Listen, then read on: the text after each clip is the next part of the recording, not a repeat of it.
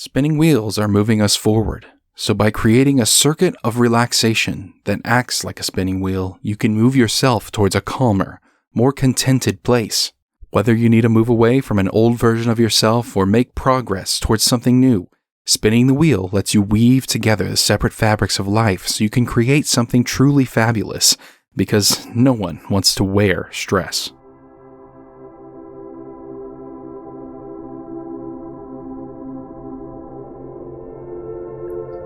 Thank you for taking some time for yourself. And before you begin this wonderful experience,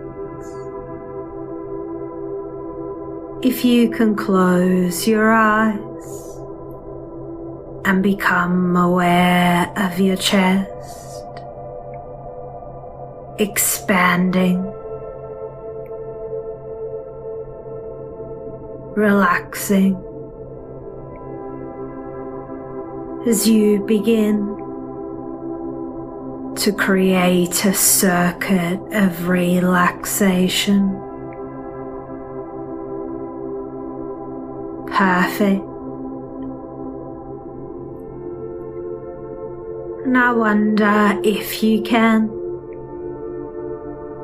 roll out your arms resting, legs resting, deep breath in,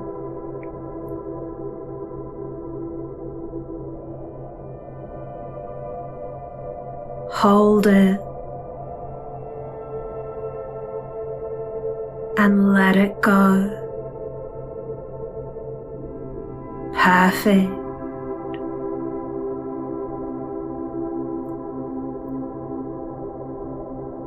And I don't know if you can notice the cycle of your breath, the warm air on your top lip as you exhale. Your shoulders enlarging, reducing, your body lengthening out,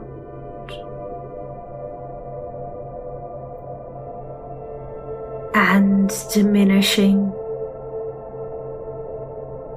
as you go deeper into this cycle of experience.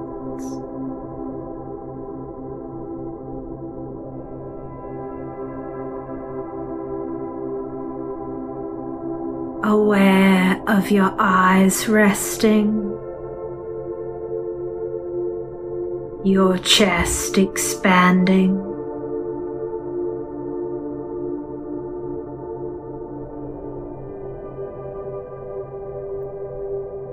and relaxing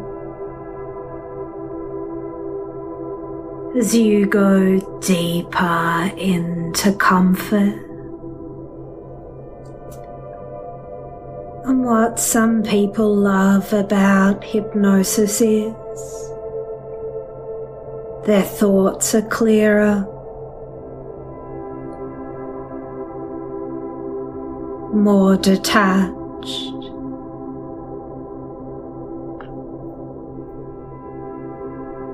and somehow the earth's spinning.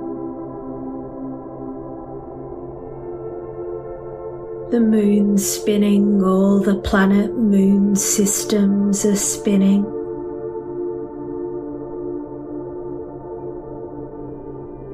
The sun's turning. The billions of stars in the galaxy orbiting. But for whatever reason, our universe doesn't appear to have a spin. And here you are, at rest.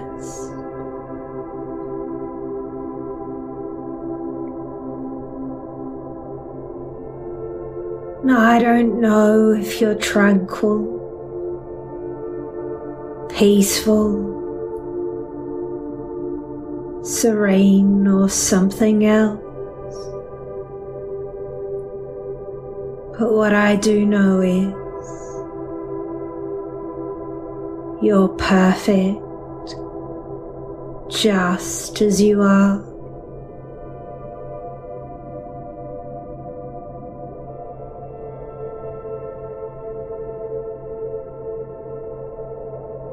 And I really don't know if you're aware just how special you are. You are in perfect Fibonacci sequence, where each number is the sum of the previous two. 1, 2, 3, 5, 8, 13, 21, 34. The 3 joints in your fingers in perfect proportion.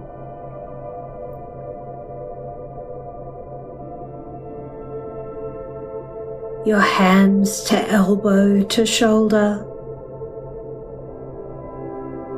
Feet, knee to hips. You are as perfect as a sunflower when its seeds spiral clockwise and anti-clockwise in perfect Fibonacci sequence. And here you are at the wheel of life. The wheel of fortune.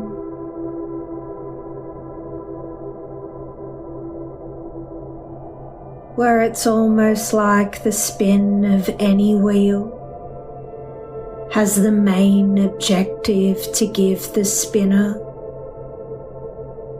the opportunity to develop their own intuition, their own internal powers.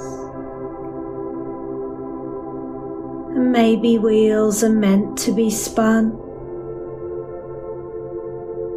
to move you along.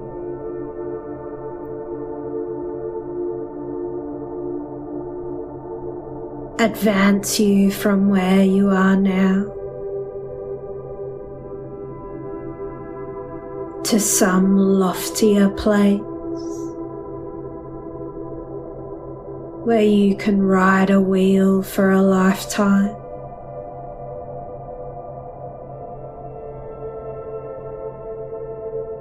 And you've slowed down your breathing, heart rate, blood pressure,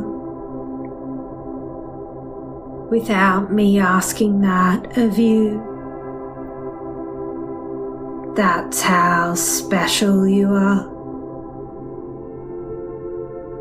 And in the past, you've been feeling stressed, anxious, or have experienced the overspinning and thinking of thoughts, or something else.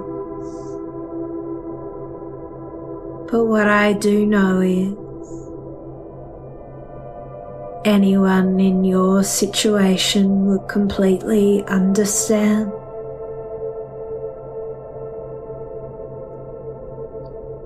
But it's got nothing to do with you. And in a moment, I'm going to share with you a few stories. And at first, you might be thinking, why am I sharing with you these stories? But your subconscious mind will be listening. and do something wonderful for you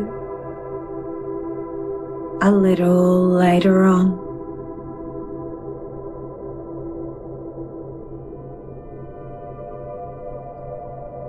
And before I share with you these stories, why don't you take yourself on a mental vacation?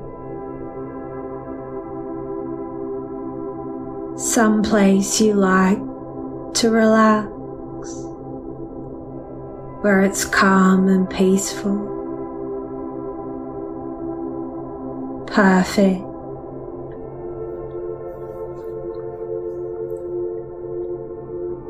And Dennis Waitley describes he was an arrogant pilot in the Navy.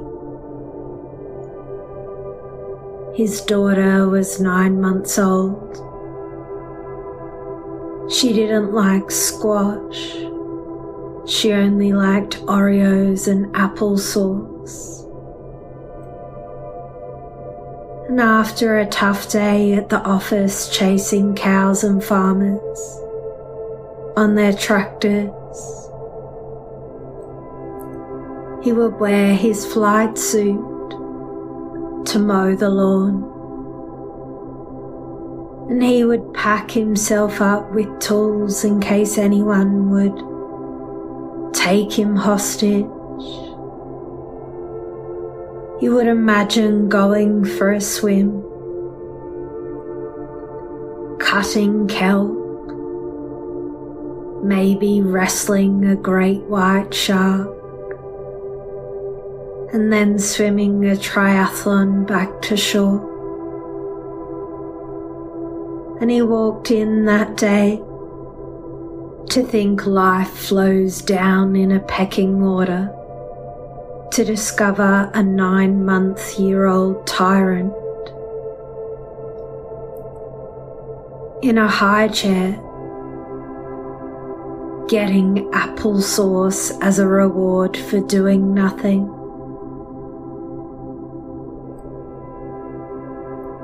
He saw the vegetables squash everywhere, but none in his child's mouth.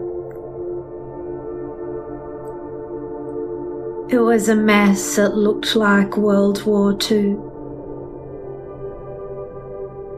And he thought she would eat it.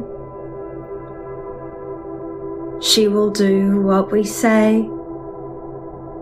He gave her simulation training. He ate 11 spoonfuls of squash, and the next spoon was for her because she loved Daddy, and if he loves it, she will love it. And if she eats it, she could become a pilot too. And if she swallows 5 spoons of squash, she will get applesauce as a reward.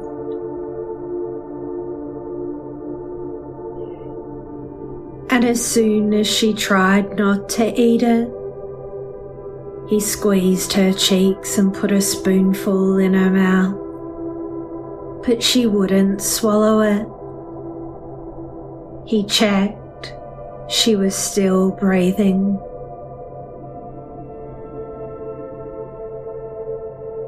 She still didn't swallow. He thought soon she's going to have to breathe. She's going to have to swallow the squash.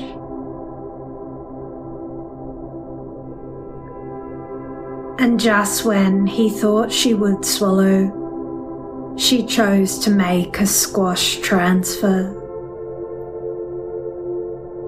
She spat it out.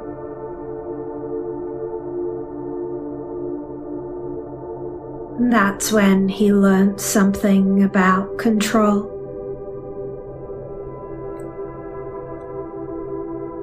And maybe you've heard me tell the story before about Richard Bandler, who was working with a woman who had compulsive behaviour.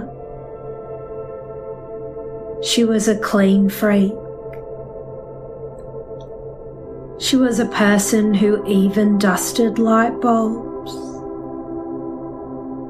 Her family could function pretty well, apart from her attempts to care for the carpet. She spent a lot of time trying to get people to not walk on it because they left footprints. Not mud or dirt, just dents in the rug.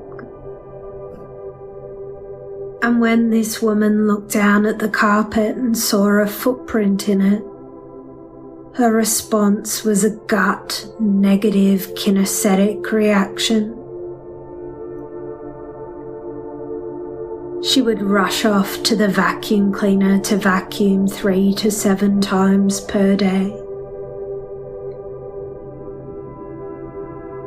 She would spend a lot of time trying to get people to enter the back door of the home. And if they didn't, she would nag them to take off their shoes to walk lightly on the carpet.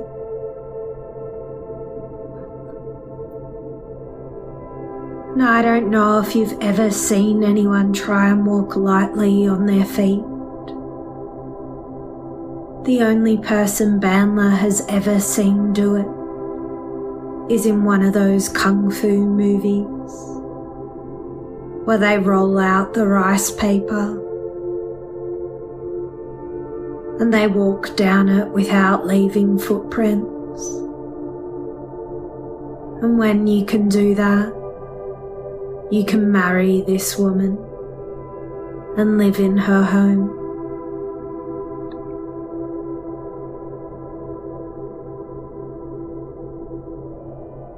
And this family was a normal family. No juvenile delinquents or drug addicts. All 3 children loved her. When they went to dinner, no problem. Vacation, no problem. But at home, she was a nag. Because she nagged them about the carpet. And what Bandler did with this woman was he said, close your eyes. Imagine there's not a single footprint in the carpet. It's clean and fluffy. Not a mark anywhere. The woman was smiling. She was in 7th heaven and realized fully that means you're totally alone and that the people who care for you and love you are now nowhere around. And the woman's expression shifted. She felt terrible, and Bandler said, now put a few footprints in the carpet and look at those footprints and know that the people you care for most about in the world are nearby. And then she felt good again.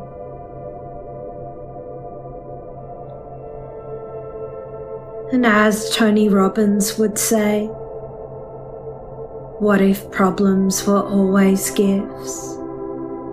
What if every single problem was a gift in your life? What if every problem you ever had was happening for you and not life happening to you? What if everything in our life was guided? What if everything in our life was divine time? Everything, even the pain. And when you are in the darkest place and you feel all is lost, when you think there's no way to turn it around, remember victory is near. But you and I both know sometimes life is a little more complicated than that. 'Cause how do you determine what's useful analysis and useless rumination? Because as you probably already know, sometimes life can feel unfair, or people should know better, or it just wasn't your fault.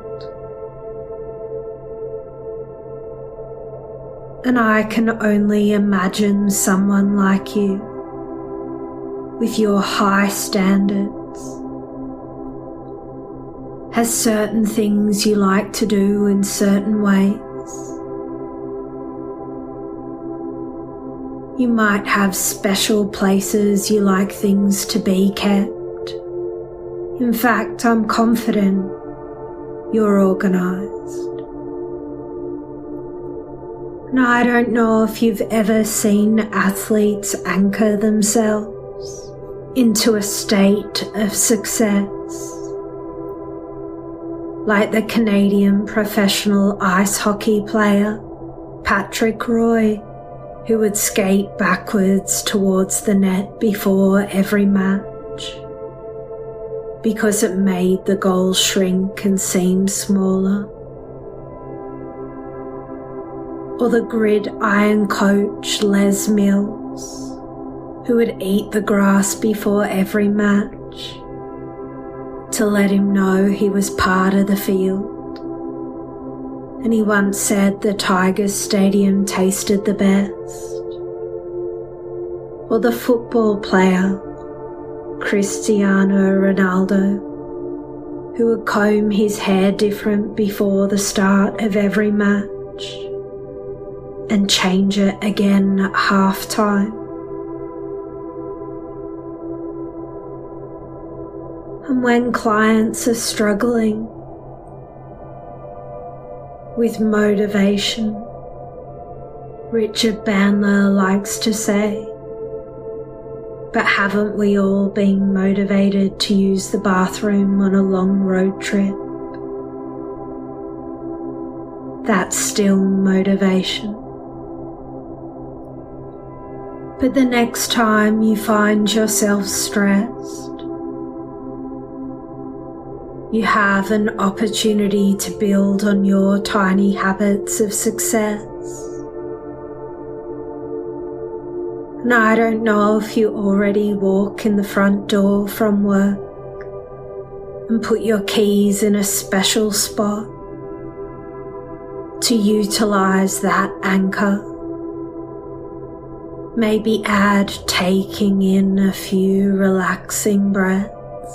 Or as soon as you put on your pajamas and check that everything's in place, that you might add to that bedtime anchor a fabulous habit of thinking of one great thing or something else. But what I do know is you already have fabulous rituals, don't you? And it reminds me of one of Milton Erickson's clients who was too nervous to go for a drive for fear she would wet herself. Her dad couldn't take her in his new car. She refused to be driven anywhere. The dad finally said, "I'll give you $50 if you can wet yourself in my car." And when she realized she couldn't, her tiny habit was broken. And I don't know if you'll seek out a therapist or ask a doctor that the next time you put on your shoes for work, to create a paradox solution where you might attempt to elicit a panic attack before you go to work, to get it over and done with, and to prove to yourself you have the skills to calm yourself down. Or if you always gain weight after going on a diet, that you might start your next diet by gaining 1 or 2 kilos first, to break the tiny habit. But what I do know is, the wise man Aristotle once said, "We are what we repeatedly do." Excellence, then, is not an act, but a habit.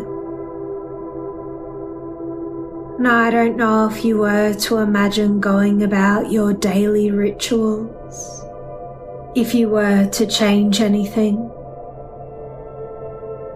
or decide to add a few nice feelings, a few kinder thoughts to yourself, because you can be a little kinder to yourself, can't you?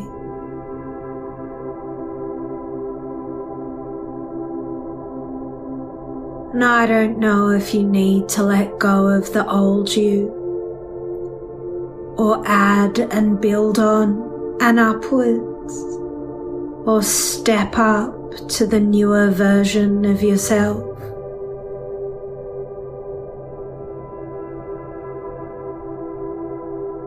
But what I do know is, you'll know what to do.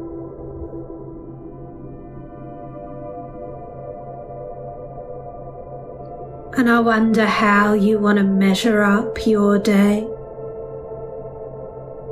Calibrate when life is north or south. So if you were to spin the fabric of your life, when the fibers are drawn out and twisted and spun, so you can wear the clothes that matter.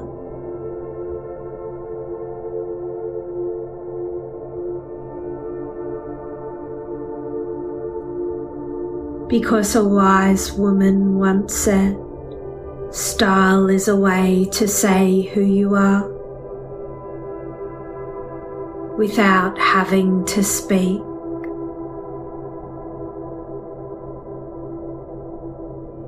And isn't it wonderful to know, 10 years into the future, looking back, how well you spun your wheel of life.